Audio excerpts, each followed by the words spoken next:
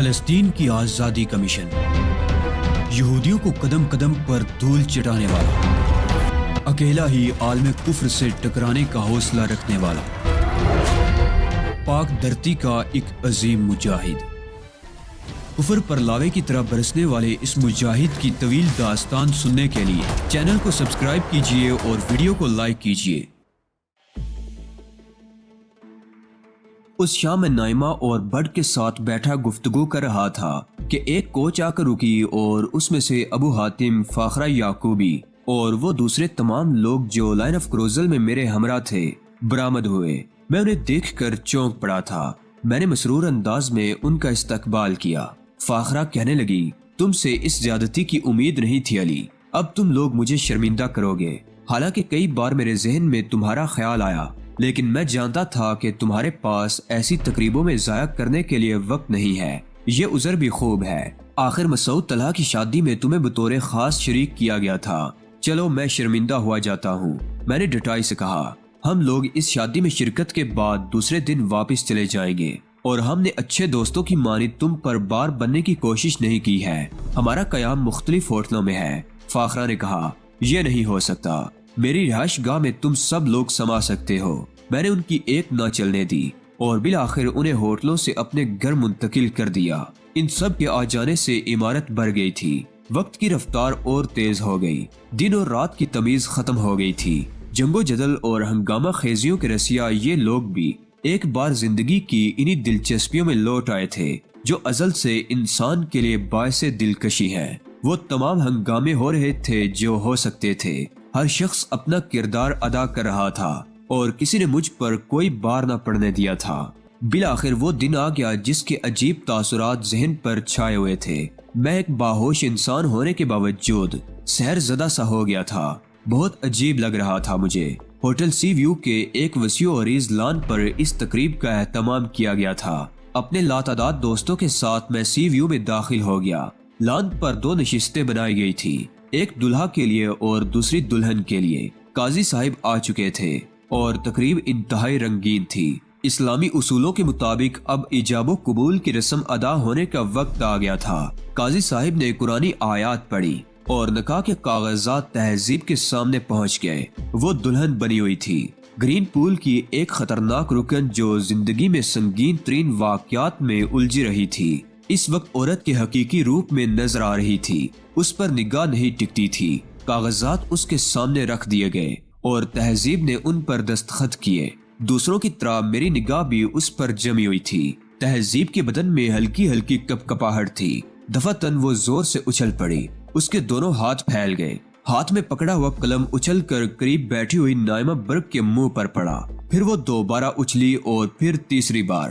اس بار اس نے کھڑے ہونے کی کوشش کی تھی اور پھر بے شمار چیخیں سنائی دی۔ تہذیب کے بدن میں ہونے والے سوراخوں سے خون کے فوارے بلند ہو گئے۔ قرب و جوار میں بیٹھی خواتین خون سے سرخ ہو گئیں۔ میرا بدن سن ہو گیا۔ لاکھ کوشش کے باوجود میں اپنے ہاتھ پاؤں کو جنبش نہیں دے پا رہا تھا۔ بھگدڑ مچ گئی تھی، لوگ پاگلوں کی طرح چیخ رہے تھے۔ مجھے سب کچھ نظر آ رہا تھا، لیکن میری حیثیت ایک خاموش تماشائی کی سی تھی۔ یوں لگ رہا تھا جیسے کوئی فلم میری نگاہوں کے سامنے چل رہی ہو اور میں اس کے مناظر میں کھویا ہوا ہوں۔ خود میں اپنی جگہ سے ہل بھی نہیں سکا تھا۔ وہی لوگ بھاگتے دوڑتے پھر رہے تھے۔ مجھے کچھ لوگوں نے اٹھایا، میں کھڑا ہو گیا۔ تہذیب مالکم ایکس کے گرد مجمع جمع تھا۔ لوگ طرح طرح کی باتیں کر رہے تھے۔ مجھے بہت زور سے چکر آیا اور اس کے بعد مجھے ہوش نہ رہا۔ نہ جانے بے ہوشی کس قدر طویل تھی۔ بالآخر ہوش آ گیا۔ میں نے اطراف میں نگاہیں دوڑائیں۔ کسی اسپتال کا کمرہ تھا۔ میری ناک میں نلکی لگی ہوئی تھی۔ میں حالات پر غور کرنے لگا۔ سب کچھ یاد آ گیا تھا، سب کچھ۔ وہ بھیانک المیہ جو رونما ہو چکا تھا۔ تہذیب کو کسی نے قتل کر دیا تھا اس وقت جب وہ ساری زندگی کے لیے میری ہونے والی تھی۔ ساری زندگی کے لیے۔ اس نے غلط اقرار تو نہیں کیا تھا، اس کی زندگی ہی اتنی تھی۔ اس شادی کے سلسلے میں جو کچھ ہو رہا تھا اس پر مجھے بھی یقین نہیں آ رہا تھا۔ واقعی بڑی عجیب بات تھی۔ میں نے تو امریکہ میں یہی فیصلہ کیا تھا کہ اب میری زندگی میری نہیں ہے، ایک مشن کے لیے وقف ہے، اور جب تک میں زندہ ہوں ایک مشن زندہ ہے۔ پھر یہ سب کچھ واقعی یہ انحراف تھا، وعدہ خلافی تھی۔ یہ نہیں ہونا چاہیے تھا۔ مجھے اس طرح کی کوئی حرکت نہیں کرنا چاہیے تھی۔ बेचारी तहजीब मेरी वादा खिलाफी का शिकार हो गई। आंखों से आंसू निकल पड़े। मैंने नल की नाक से नोच कर फेंक दी। मिशन जिंदा है, बस गलती हो गई थी, अब इसका अजाला होगा। कोई बात नहीं है, अगर वो नहीं हो सका जो अपनी खुशी के लिए था, अब कोई आस नहीं होगी, कोई उम्मीद नहीं होगी, बस एक मिशन होगा, सिर्फ एक मिशन। कोई है? मैंने जोर से आवाज लगाई और दूसरे लम्हे एक नर्स, उसके पीछे फाखरा याकूबी और चंद लोग अंदर आ गए। नर्स ने चीख कर कहा, ओ नलकी, प्लीज मिस्टर, प्लीज नर्स, ये क्या तमाशा है। मैंने कहा, आप लेट जाइए। नर्स बोली, नहीं शुक्रिया, मैं ठीक हूँ। मैंने हलीमी से कहा और नर्स फाखरा याकूबी की तरफ देखने लगी। आप डॉक्टर को बुला लें, फाखरा ने कहा और नर्स बर्क रफ्तारी से बाहर निकल गई। फाखरा की आंखें मुतवर्रम थी, चेहरा उतरा हुआ था। क्या तदफीन हो गई फाखरा? मैंने सवाल किया और फाखरा फूट फूट कर रो पड़ी। फाखरा, मुझे इन तमाम बातों से उलझन होगी। रंजो अलम के इस इजहार से अब क्या फायदा होगा? बताओ, क्या उसकी तदफीन हो गई? हाँ, फाखरा ने एक सिसकी लेकर कहा। उस वक्त डॉक्टर अंदर दाखिल हो गया। मिस्टर अली, अभी आपको आराम की जरूरत है। उसने कहा, नहीं डॉक्टर, मैं ठीक हूँ, आप मुझे इजाजत दें। आपको खतरा नहीं मोल लेना चाहिए। मैं जख्मी तो नहीं हूँ डॉक्टर, बस एक शॉक था, अब ठीक हूँ। फिर भी सॉरी, जो कुछ मैं कह रहा हूँ वही दुरुस्त है। फाखरा, मेरा लिबास निकलवाओ। अगर मिस्टर अली यही पसंद करते हैं तो जैसी उनकी मर्जी, डॉक्टर ने कहा। नर्स ने मेरा लिबास मुझे ला दिया, लेकिन ये वो सूट नहीं था जो मैंने शादी के वक्त पहना हुआ था। लिबास पहनकर मैं बाहर निकल आया। फाखरा मुसलसल सिसकियां ले रही थी। हम लोगों को ये सब कुछ जेब नहीं देता फाखरा। बेशुमार लोग हमारे हाथों हलाक हो गए। हमें खुद भी हर नुकसान के लिए तैयार रहना चाहिए। आओ यहाँ से चलें, वरना दूसरों के लिए तमाशा बनेंगे। मैंने नासिर अजीजी को फोन कर दिया है, वो आ रहे हैं। फाखरा ने कहा। जिस वक्त मैं लिबास तब्दील कर रहा था, फाखरा ने उस वक्त फोन किया होगा।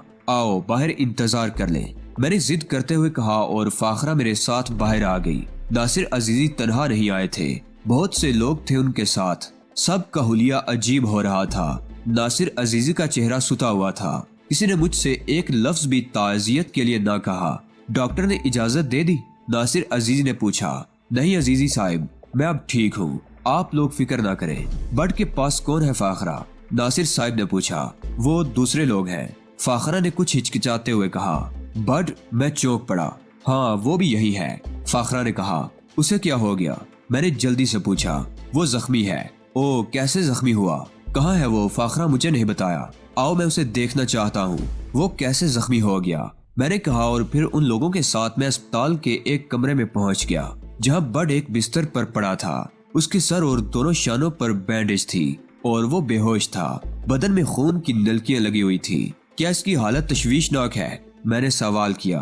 हाँ, सर का ऑपरेशन करके गोली निकाल ली गई है, दोनों बाजुओं की हड्डियां जोड़ दी गई हैं, लेकिन डॉक्टर अभी इसकी तरफ से तशवीश का शिकार है। फाखरा ने कहा। ये कैसे जख्मी हो गया? आओ अली, यहाँ से चले, तुम्हें सब कुछ बता दिया जाएगा, अजीजी साहब ने कहा और मैं बड के कमरे से निकल आया। उसके बाद मैं उन लोगों के साथ चल पड़ा। बड़ी अजीब सी तबीयत हो रही थी। सब कुछ याद था, सब कुछ देख और समझ रहा था, लेकिन दिल को ना जाने कैसे करार आ गया था। ना जाने ये बेपनाह कुव्वते बर्दाश्त किसका अतिया थी। नासिर साहब मुझे अपनी कयाम गाह पर लाए थे। तमाम लोग मौजूद थे।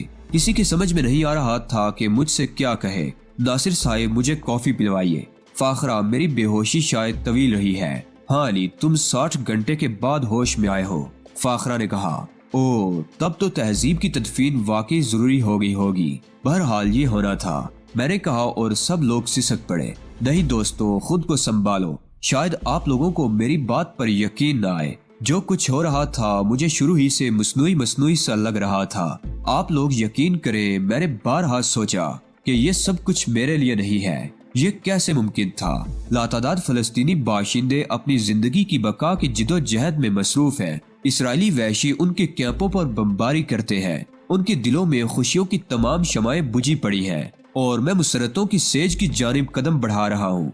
मेरा ज़मीर मुझे इस जुर्म का एहसास दिला रहा था, लेकिन हालात कुछ ऐसे हो गए थे कि मैं खुद भी कुछ नहीं समझ पा रहा था। ये सब कुछ तो होना था, क्योंकि वो जो कुछ हो रहा था किसी तरह मुनासिब नहीं था। अली, सबसे बड़ा मुजरिम मैं हूँ बेटे, सबसे बड़ा मुजरिम मैं हूँ। अजीजी साहब फूट फूट कर रो पड़े। کوئی مجرم نہیں ہے، یہ سب کچھ خلاف عقل نہیں تھا، بہتر ہے آپ لوگ مجھے حوصلہ دیں، میں اندر سے بہت کمزور ہو گیا ہوں۔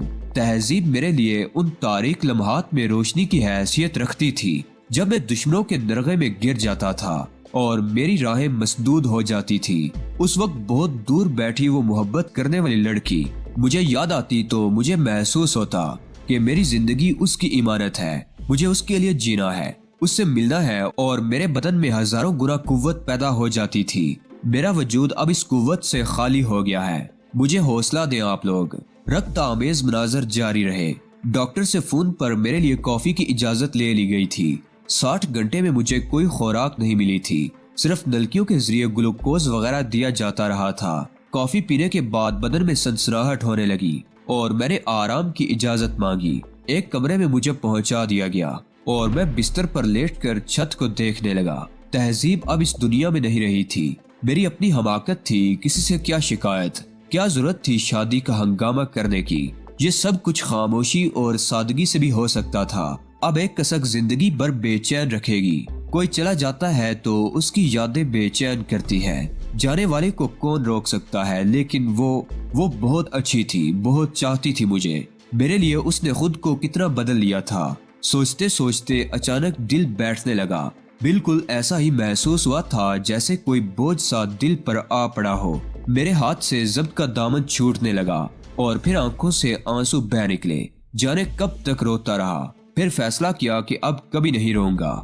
دعا مانگی، معبود شاید یہی وقت ہے جب مجھے سب سے زیادہ، پوری زندگی میں سب سے زیادہ تیری مدد کی ضرورت ہے۔ اس وقت میرے حال پر کرم فرما، مجھے وہ سکون و صبر دے جو صرف تو ہی دے سکتا ہے۔ یہ بھٹک جانے کا وقت ہے، مجھے بھٹکنے سے بچا۔ پتہ نہیں کب مجھے نیند آ گئی، گہری نیند۔ جاگا تو رات کی تاریکی پھیلی ہوئی تھی، چاروں طرف گہرا سناٹا تھا، میرے کمرے میں اندھیرا تھا۔ میں نے اٹھ کر دیوار پر سوئچ بورڈ تلاش کیا اور روشنی کر دی۔ پھر ملیکہ غسل خانے میں داخل ہو گیا۔ غسل کر کے باہر نکلا تو فاخرہ موجود تھی۔ کیا وقت ہوا ہے فاخرہ؟ میں نے پوچھا۔ 12 بجے ہے، وہ آہستہ سے بولی۔ کیا تم باہر بیٹھی ہوئی تھی؟ ہاں، دوسرے لوگ بھی ہیں۔ کہاں؟ مجھے تو ان کی آواز بھی نہیں سنائی دے رہی۔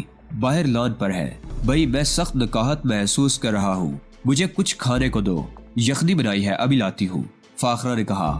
فاخرہ مجھے ٹھوس غذا درکار ہے، میں بیمار نہیں ہوں، پلیز فاخرہ، میں نے کہا۔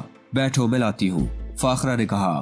پھر وہ کچھ دیر میں آ گئی، ڈبل روٹی، انڈوں کا آملیٹ اور یخنی۔ آؤ میرے ساتھ شریک ہو جاؤ، میں نے اسے دعوت دی۔ علی، فاخرہ نے آنسو بھری آواز میں کہا۔ کم آن فاخرہ، کم آن، میں نے کہا اور وہ میرے ساتھ شریک ہو گئی۔ بٹ کیسے زخمی ہوا؟ میں نے سوال کیا۔ اس نے حملہ آور کو دیکھ لیا تھا۔ او، پھر وہ اس کے پیچھے دوڑ پڑا۔ حملہ آور نے اس پر گولی چلائی جو اس کے ایک شانے پر لگی۔ فاخرہ مجھے بتانے لگی، اس نے حملہ آور کا پیچھا نہیں چھوڑا، دوسری گولی اس کے دوسرے شانے میں پیوست ہو گئی، پھر وہ اس پر جا پڑا، کافی دور نکل گیا تھا، دوسرے لوگ اس کی فوری مدد کو نہ پہنچ سکے۔ اس نے اپنے بازوؤں میں حملہ آور کو جکڑ لیا اور حملہ آور نے اس کے سر میں گولی مار دی، لیکن وہ خود کو بٹ کی گرفت سے آزاد نہ کرا سکا۔ حملہ آور پکڑا گیا؟ میں نے پوچھا۔ ہاں، اس اثناء میں دوسرے لوگ پہنچ گئے تھے، فاخرہ یعقوبی نے کہا۔ فاخرہ، بٹ بیچارہ مر جائے گا، وہ ضرور مر جائے گا، میں نے افسوس بھرے لہجے میں کہا۔ ایسا کیوں کہہ رہے ہو علی؟ فاخرہ نے بڑے دکھ سے کہا۔ اس لیے کہ وہ ایک اچھا انسان ہے اور اچھے لوگ مر جاتے ہیں، وقت سے پہلے مر جاتے ہیں۔ فاخرہ کی آنکھوں سے آنسو گرنے لگے۔ نہیں فاخرہ، پلیز خود کو سنبھالو، مجھے تم سے اور بھی کچھ پوچھنا ہے۔ میں کچھ نہیں بتا سکوں گی علی، میں کچھ بھی نہیں بتا سکوں گی، فاخرہ روتی ہوئی بولی۔ میں خاموشی سے سامنے رکھی ہوئی چیزیں کھاتا رہا اور پھر فارغ ہو گیا۔ آؤ باہر چلے، میں نے فاخرہ کا بازو پکڑا اور ہم لوگ باہر نکل آئے۔ لان پر واقعی بہت سے لوگ موجود تھے، عمارت کی فضا پر سوگ طاری تھا۔ ناصر صاحب سر جھکائے بیٹھے تھے، میں ان کے درمیان جا بیٹھا۔ علی، کسی کی آواز ابھری۔ میں آپ تمام دوستوں کے خلوص کو پوری طرح محسوس کر رہا ہوں، لیکن حادثے زندگی سے گہرا تعلق رکھتے ہیں۔ میں اسے بہت چاہتا تھا، بے پناہ چاہت تھی میرے دل میں اس کے لیے، لیکن کوئی نہیں جانتا تھا کہ یوں ہوگا۔ آپ کہہ سکتے ہیں کہ یوں بھی ہو جاتا ہے اور ہو گیا ہے، اور اس طرح جو ہو جائے اسے تبدیل نہیں کیا جا سکتا۔ آپ لوگ میرے لیے صبر کی دعا کریں اور بس۔ اس سے زیادہ کچھ کہا آپ نے تو مجھے دکھ ہوگا، میں کوئی تعزیت نہیں چاہتا، اس حوالے سے اب کوئی تذکرہ نہیں چاہتا۔ یہ سب کچھ میرے لیے بہت اذیت ناک ہوگا، اس لیے اب اس سے آگے کی بات کریں۔ علی حوصلہ مند ہے، وہ درست کہتا ہے، کسی نے تبصرہ کیا۔ کچھ لوگ ایک تعزیتی جلسہ کرنا چاہتے ہیں علی، ناصر صاحب نے کہا۔ مجھے اس کارروائی کی اطلاع بھی نہ دی جائے، شریک ہونا تو دور کی بات ہے، میں نے سخت لہجے میں کہا۔ میں علی سے متفق ہوں، اس دلگداز حادثے کو اب بھولنا ہی بہتر ہے، کسی اور نے کہا۔ کافی دیر تک میں ان لوگوں کے ساتھ رہا اور پھر اٹھ گیا۔ فاخرہ، کیا مجھے میری رہائش گاہ پر چھوڑ دو گی؟ ابھی نہیں علی، تم مسلسل 60 گھنٹے بے ہوش رہے ہو، میرے خیال میں تم یہی آرام کرو۔ عزیزی صاحب بولے، نہیں میں جانا چاہتا ہوں، میں نے دو ٹوک انداز میں کہا۔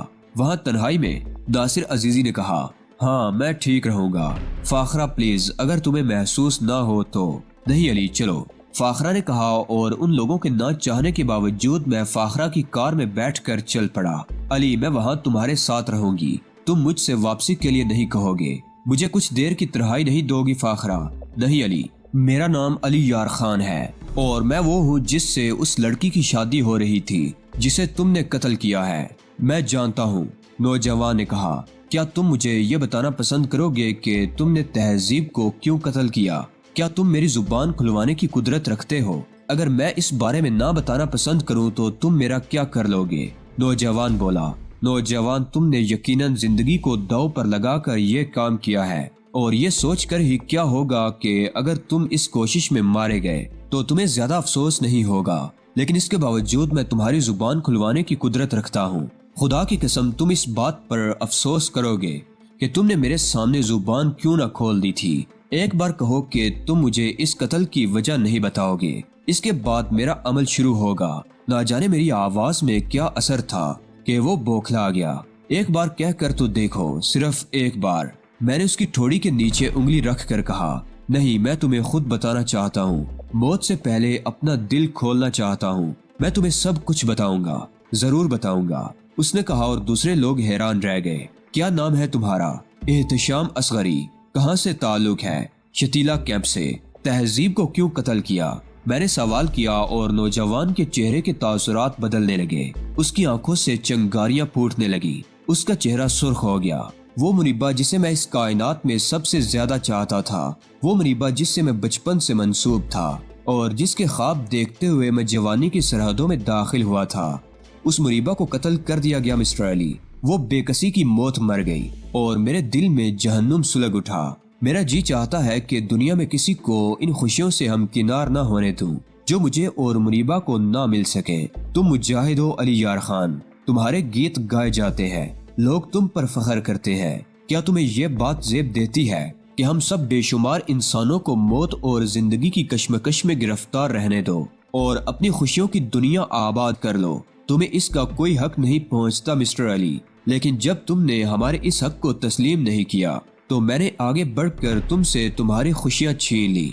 ہاں میں اعتراف کرتا ہوں کہ میں نے پوری پلاننگ کے ساتھ تمہاری ہونے والی بیوی کو قتل کر دیا، اس لیے کہ منیبہ میری زندگی میں شامل نہیں ہو سکی تھی۔ تم بتاؤ تمہیں اس کا کیا حق پہنچتا تھا؟ تمہیں اپنی خوشیوں کے درمیان ہمیں بھولنے کا کیا حق پہنچتا تھا، جبکہ تمہارا دعویٰ ہے کہ تم ہمارے محسن ہو؟ جواب دو علی، میں تم سے جواب طلب کرتا ہوں۔ ذلیل انسان، تیرا تعلق فلسطینیوں سے ہے، تو ہم میں سے ہوگا، اس کا میں تصور بھی نہیں کر سکتا تھا، ناصر عزیزی نے غرائے ہوئے لہجے میں کہا، لیکن میں نے ہاتھ بلند کر کے انہیں روک دیا۔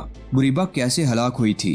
میں نے سوال کیا۔ اسے بھی قتل کر دیا گیا تھا، اسرائیلی درندوں نے اسے مجھ سے چھین لیا تھا، اور اس کے بعد سے میں تنظیم میں شامل ہو کر ان درندوں کو بے دریغ قتل کرتا رہا۔ میرے یہ ہاتھ بے شمار اسرائیلی وحشیوں کے خون سے رنگے ہوئے ہیں، انہیں ہلاک کرنا تو میرا مشن تھا، لیکن میں کسی اور کی خوشیاں بھی برداشت نہیں کر سکتا، سمجھے علی؟ میں جانتا ہوں کہ تم لوگ میرے ساتھ کیا سلوک کرو گے، لیکن میں اپنی اس موت پر قطعی شرمندہ نہیں ہوں گا۔